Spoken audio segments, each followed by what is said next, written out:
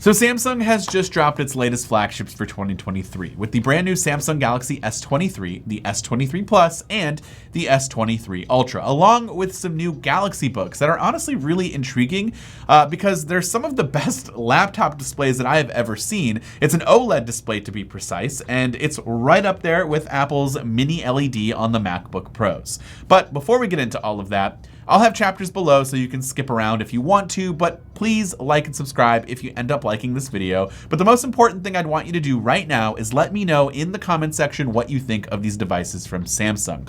Let's keep it civil, of course. I mean, you can't do it right now, you have to watch the video, but afterwards, let me know what you think. And again, keep it civil, but I always enjoy checking out major flagship competitors, and Samsung is always at the top of that list. Now, with that said, let's go over what's new with the latest devices. And honestly, at first glance, I would not blame you if you thought I was holding an S22 from last year. But if you look at the new S23, and the S23 Plus, you'll see that there's no more camera bump, but instead it's just kind of that row of floating cameras like what we saw on the S22 Ultra from last year. And of course, that same design carries over to the S23 for this year, the S23 Ultra. Now, the biggest change to all of these new phones comes in the camera department, but primarily the S23 Ultra now offers a new 200 megapixel sensor. It does use pixel binning to support different levels of high resolution processing, but the results from this camera, and again, I briefly tested these phones in New York City for like an hour, and I was able to capture some of it on film, but I wasn't able to take the photos off of the phone. But from what I saw, and when I took the picture of this chair, you can see so much detail in this orange chair here. There's a lot of all the fibers and stuff in that chair, and then the lemons from across the room. And I was a pretty far distance away, and I was able to zoom in afterwards, and you don't lose a whole lot of quality in these images. There's a lot of retention here that looks really, really good, at least during my brief time at looking at those images. And of course, I will be doing a full-on camera test between the iPhone 14 Pro Max and Samsung's S23 Ultra.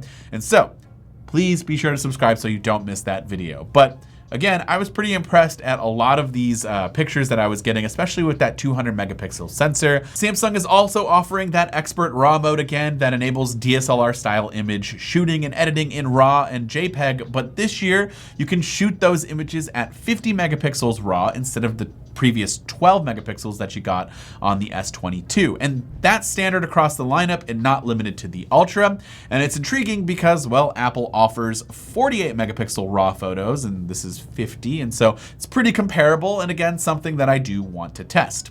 OIS, or optical image stabilization, has improved in low light situations, especially with video on the S23 Ultra, and you can now record 8K video enhanced at up to 30 frames per second. And Samsung is also offering its object-based AI to bring out better characteristics and detail of a person's facial features, for example, such as hair and eyes, and so hopefully it should improve those characteristics. And lastly, with the cameras, Samsung has offered improvements in nightography capabilities with improved night portraits, as well as astro hyperlapse mode that allows you to take cool videos of the night sky. And oh, by the way, that selfie camera has been upgraded and features autofocus, which is what the new iPhones feature. And so that'll be another thing that we'll emphasize in our full camera test. Other than that, performance got a boost with the new Snapdragon 8 Gen 2 chip. The design of the S23 Ultra is largely similar to the S22 Ultra, but one thing I did notice was that in the hand, it felt different, like it's squared off and rounded at the same time. I asked a Samsung rep while I was there, and they confirmed that that's not something that I'm making up in my head. It does feel different, and it's confusing to say, but that's just how I can describe it. And then of course you get the S Pen here with the full-fledged suite of S Pen features. And I didn't get a chance to check out in person some of the new UI modes, but there is a new modes and routines feature, which sounds very similar to Apple's focus modes. Now, one thing about other devices, especially Android phones, is the deep levels of customization. And so it will be interesting to see if the new modes and routines feature will be more feature-rich and customizable than Apple's focus modes. One thing to note about other devices, especially Android/Samsung devices, is the deep levels of customization soon. And so it will be interesting to see if the new modes and routines feature will be more feature rich and more customizable than Apple's focus modes. Because I think while Apple did improve that in iOS 16, there are still some things that need to be changed and customized on the user's end.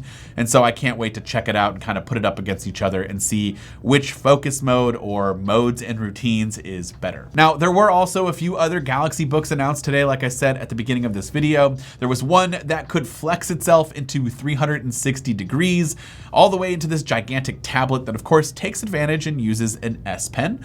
That's the Galaxy Book3 Pro 360. There's a regular Galaxy Book3 Pro and then the Galaxy Book3 Ultra, which has a crazy high-end level of performance. But all of these laptops feature a 3K OLED display in a 16:10 aspect ratio. And I think it's right up there with the MacBook Pro's mini LED display. It might even be better, but again, my time was limited, so I don't want to jump to conclusions all the way here, but my brief time with it, there was better contrast and deeper blacks than what I can see usually on the mini LED displays, and I didn't see a whole lot of blooming, if at all, and that's something that the mini LED displays on the MacBook Pros kind of have in certain situations. And so again, this is also across the entire Galaxy Book3 lineup, and basically it's like looking at a larger version of Samsung's phones displays, and those are already so good and I really like those. And so getting that on a larger display for your laptop is something that I'm definitely intrigued in. Now, in terms of performance for the Ultra, it's offering a 13th gen Intel Core i9 processor and an NVIDIA RTX GeForce 4070 GPU. And I feel like those specs are good, but I'll admit I've been out of the PC game for quite some time, and since Apple switched over to its own Apple Silicon, I have no idea how good those Intel i9 chips are doing, but my guess is it's probably very good and would keep up in performance in most areas, but I have to put those to the test. And if you want to see the full comparison between, I don't know, the new Ultra Galaxy Book3 and the new MacBook Pros with the M2 Max chip, then let me know down in those comments, and also just let me know what you thought of everything that Samsung announced at today's event. And of course, this has been Dan with Mac Rumors. Thanks so much for watching, and I hope to see you around in the next video.